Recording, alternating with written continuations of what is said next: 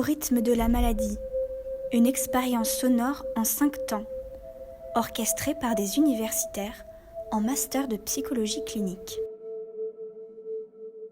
La musique donne une âme à nos cœurs et des ailes à nos pensées.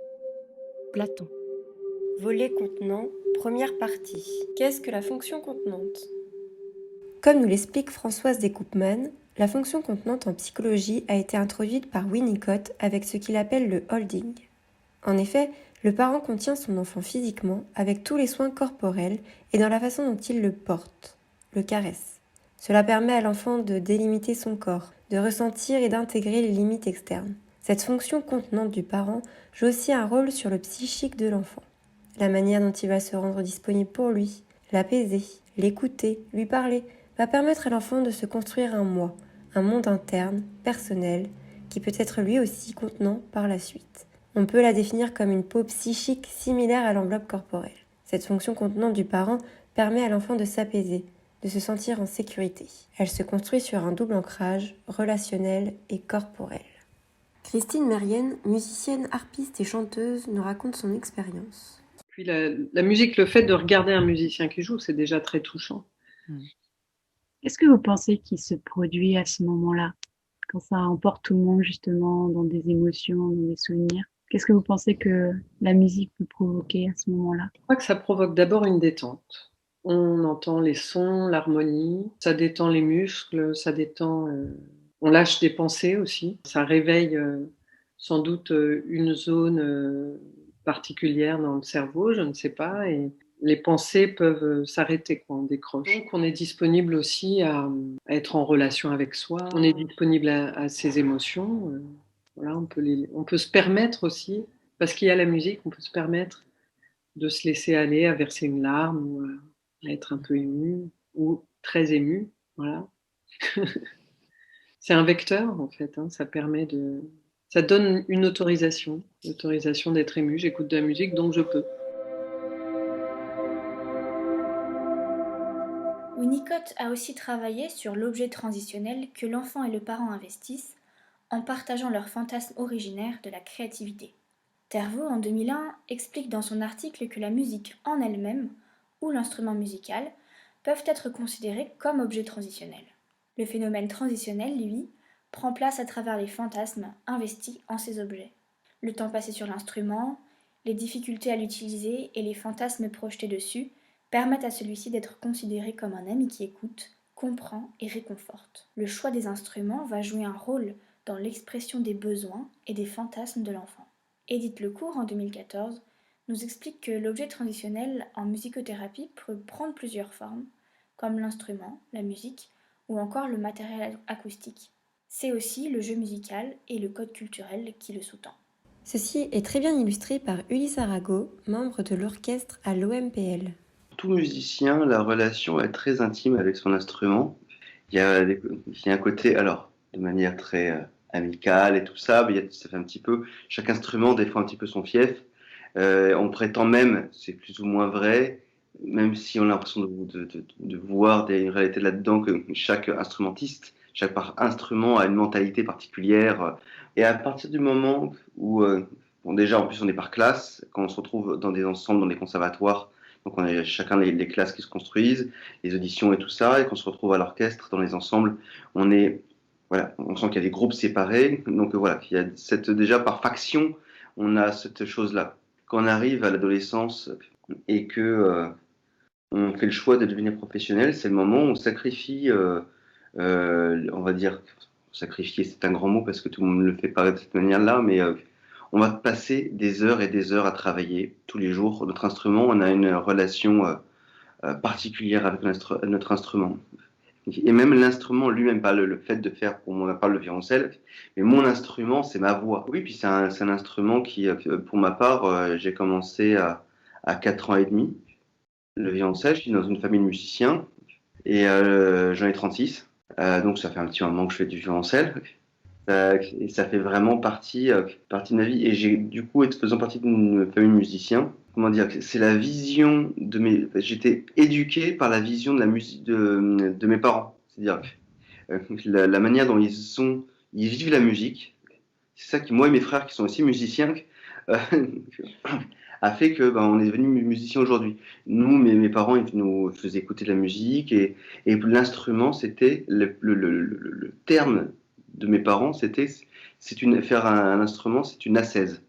C'est vraiment le côté presque religieux où tous les jours, voilà, des fois on n'a pas envie, il faut quand même le faire. Il faut, voilà. Bon, après, c'est une ascèse, mais après les concerts, on boit de la bière entre les copains. Mais voilà, qui est ce côté-là, tous les jours, tout le temps, tout le temps, tout le temps, on pense comme ça. Donc c'est une relation qui des fois peut être un peu conflictuelle. On n'a pas envie, on est là, si on lutte un petit peu, et puis des fois on adore, et puis c'est une relation très particulière. Et mon instrument lui-même, quand je joue avec, c'est le but, de rechercher vraiment, parce qu'on a quand même une excroissance, mais qui fasse partie de nous en fait. Quand je dis c'est ma voix, mon instrument c'est ma voix, c'est vraiment ça. C'est qu'à la fin, j'oublie sa présence parce que je sais grâce à lui que je vais m'exprimer. Cette sensation de prolongement corporel est aussi expliquée par Christine Mérienne. Alors, et ma relation avec l'instrument, pour moi, elle fait vraiment partie de ma vie. Et je dirais plus que ça, elle fait partie de mon corps. C'est un prolongement.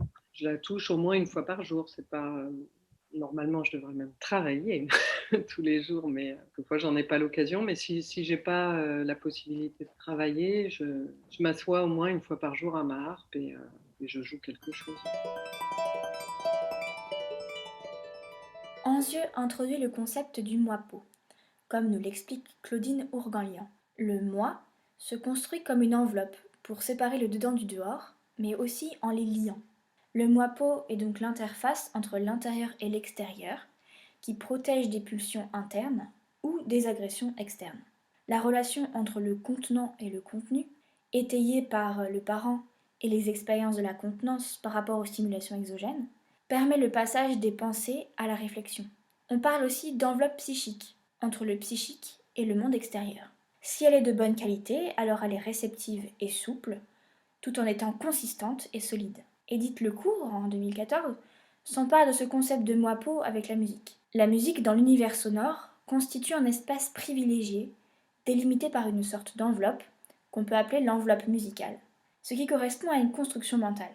Le code musical, déterminé par une culture, favorise la construction de cette enveloppe et surtout permet son partage et une certaine protection. Nous écoutons de la musique et des sons divers et variés depuis notre plus tendre enfance, et ce, même dans le ventre de notre mère. L'ouïe est l'un des premiers sens à être développé chez le fœtus, bercé par les bruits sonores du corps de la mère ainsi que les vibrations de sa voix et de son environnement. C'est aussi dans ce contexte que se construit notre cortex nerveux. Christine Mérienne en a pu faire l'expérience. C'est un son très, très cristallin, très transparent, qui, je pense, tout de suite m'a plu. Après, voilà, il se trouve que ma mère écoutait le concerto de Handel pour harpe en boucle quand elle était enceinte. Alors peut-être qu'il y a eu une influence. Elle m'a dit ça plus tard, quand j'étais en train de le jouer, justement, ce concerto, en train de le travailler. Cela s'illustre aussi dans l'expérience de Feijo dans les années 70. On propose à des mères de faire écouter à leur fœtus une chanson de Pierre et le Loup de manière répétée, avec l'idée de conditionner le bébé à associer cette musique à l'état de relaxation de la mère. Pour cela, les chercheurs s'assuraient de sa relaxation, puis plaçaient des écouteurs sur son ventre. Une fois la naissance des bébés, non seulement la musique permettait de stopper ses cris, mais celle-ci fonctionnait également 2 ans après. L'humain vient au monde avec une mémoire de cette simultanéité musicale, dans lequel il est baigné depuis des mois. Le bébé se construit dans la groupalité familiale sonore. La structure musicale lui offre un modèle simplifié et plaisant de simultanéité au niveau du bruit, des rythmes, des modulations vocales, des timbres et du volume sonore avec lequel il peut jouer. Nous explique Édith Lecourt. Christine Mérienne nous raconte son expérience avec les enfants. Le jeune public est très très curieux. De toute façon, quoi qu'il arrive, il est très curieux.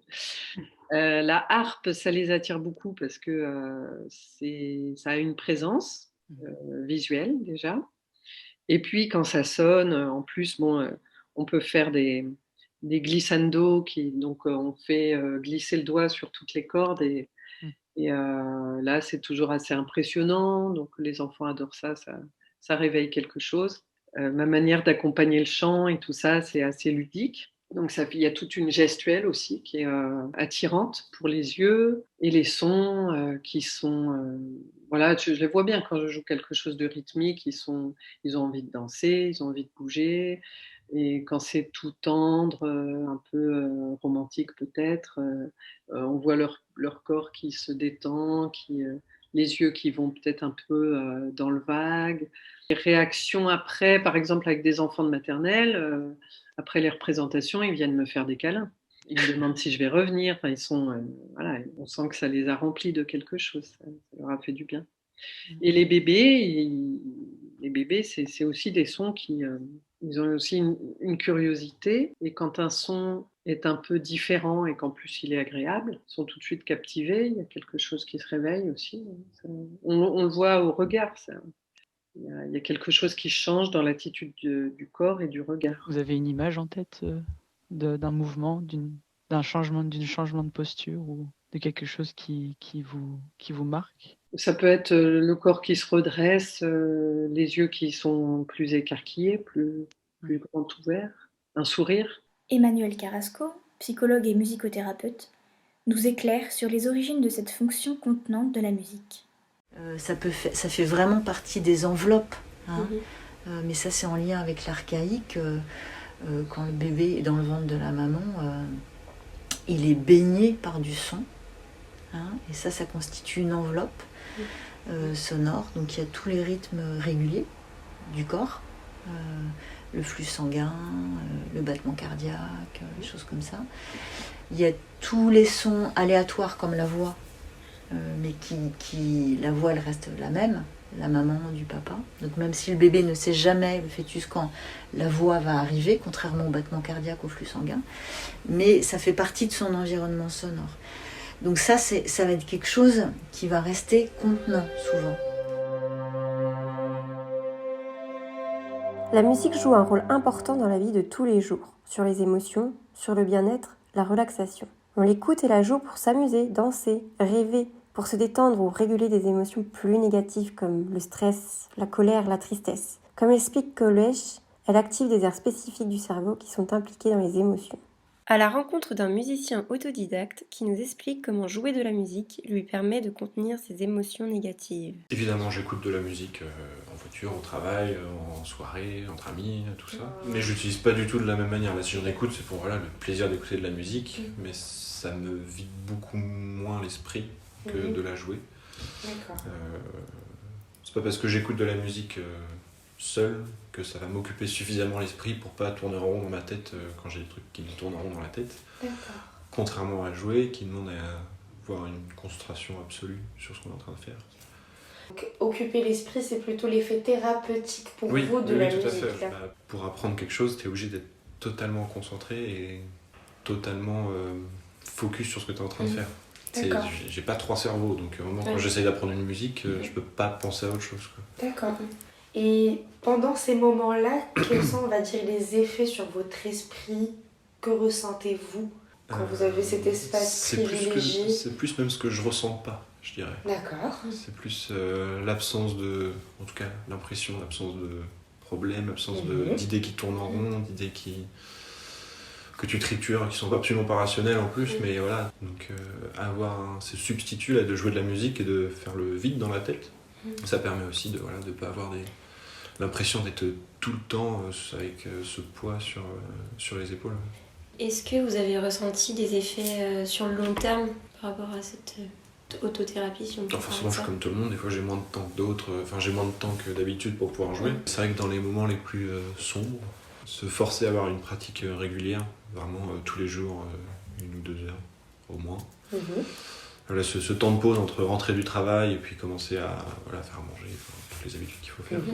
Occuper ça avec la musique, ça permet d'avoir l'impression d'avoir ce moment de paix dans la journée, d'avoir cette soupape de sécurité pour libérer la pression, d'avoir 1-2 heures par jour vraiment où on est libéré de tout ça. Ça permet de le lendemain repartir avec des batteries chargées et puis de récupérer de l'énergie et d'avoir l'impression d'avoir quelque chose de sa journée, de se sentir mieux et de réussir à avancer plus facilement sur tout le reste en fait. C'est sur ça que ça en découle beaucoup. D'accord. Donc ça pourrait vous faciliter vos autres tâches quotidiennes. Ouais, totalement. Ouais. Le fait, ça recharge vos batteries. Ouais. Cela est aussi exprimé par Christine Mérienne. Et vous parlez de cette harmonie, est-ce que elle vous procure un bien-être particulier ou quelque chose quand vous êtes en harmonie? Est-ce que vous ressentez quelque chose dans cette relation avec l'instrument Oui, alors il y a deux choses. Il y a les harmoniques, qui sont les notes qui vibrent, c'est-à-dire que vous jouez une note, on entend la fondamentale, qui est par exemple Do, et puis on va entendre la tierce et la quinte, c'est-à-dire deux notes qui vibrent dans les aigus, qu'on ne perçoit pas forcément tout de suite, c'est-à-dire on ne va pas les conscientiser, mais l'oreille les entend, et c'est ce qui fait la richesse du son, qui fait que le son est plein. Ce sont des intervalles qui sont en soi harmonieux, puisque ce sont des divisions de la corde, des divisions du son, donc ça marche très bien ensemble. Et ça produit un effet d'apaisement, voilà, qui est bien connu, parce qu'à partir de ces trois notes, on construit l'accord parfait, par exemple Do, Mi, Sol, qu'il soit majeur ou mineur, et c'est une combinaison de notes qui est rassurante, qui fait du bien, qui est bonne. L'esprit. Qui ne dérange pas, en tout cas. Elle peut déranger, mais elle peut aussi arranger, elle peut faire du bien. Quand vous pensez à arranger, vous pensez à arranger quoi, par exemple? Mettre les idées en ordre, par exemple. Quand j'ai des angoisses ou des idées, ça part un peu dans tous les sens parce que mon métier, il est un petit peu fragile aussi. Donc, je pense pas seulement à la musique, il y a tout un tas de choses auxquelles il faut penser. Et les artistes sont pas forcément préparés à ça. Et donc, ça peut être des fois un peu anxiogène, un peu dérangeant, justement. Et le fait de jouer, ça ordonne les choses, un peu comme une bonne marche peut aussi remettre les idées en place, faire du bien et faire qu'on y voit plus clair. Pour moi, jouer une demi-heure de musique, c'est salvateur de ce point de vue-là. Si je sais plus où j'en suis, je joue un petit peu, une demi-heure ou une heure, et puis après, tout est clair. Donc ça réorganise vos pensées, ça... Ouais. Ah oui, ça agit sur l'esprit. Ouais. D'après Françoise de Koopman, c'est exactement ce que Bion appelle la fonction contenante, comme fonction symbolisante. Elle n'est pas que passive, elle permet aussi la transformation des éléments psychiques à un rôle dynamique et organisateur. Au début de l'existence de l'être, il y a une relation entre le contenu et le contenant.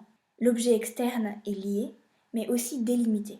On appelle les éléments bêta les éléments sensoriels non pensables, non organisés, que l'enfant va projeter sur son parent. Celui-ci va les traiter grâce à sa capacité de rêverie, et ils vont donc devenir pensables, se lier entre eux, avoir un sens, et former ce que Bion appelle la barrière de contact. Pour que l'enfant puisse introjecter, intérioriser des éléments pensables, il faut absolument que ces éléments bêta soient transformés via ce contenant externe. Celui-ci peut être toutes sortes d'objets externes, le parent, mais aussi par exemple un élément musical. C'était Au rythme de la maladie pour le premier podcast du volet contenant des étudiants de master en psychologie clinique à Nantes, avec les voix d'Anaïs Dugard-Butel, Prosper Gauthier, Anne Ramos-Giquel, Juliette Vabre et Selmez Riwil. Intervenants Christine Mérienne, Ulysse Arago et Emmanuel Carrasco. Encadrement par Margot Leborgne avec le soutien de l'association Psycli. Merci de votre écoute et à bientôt pour le deuxième podcast.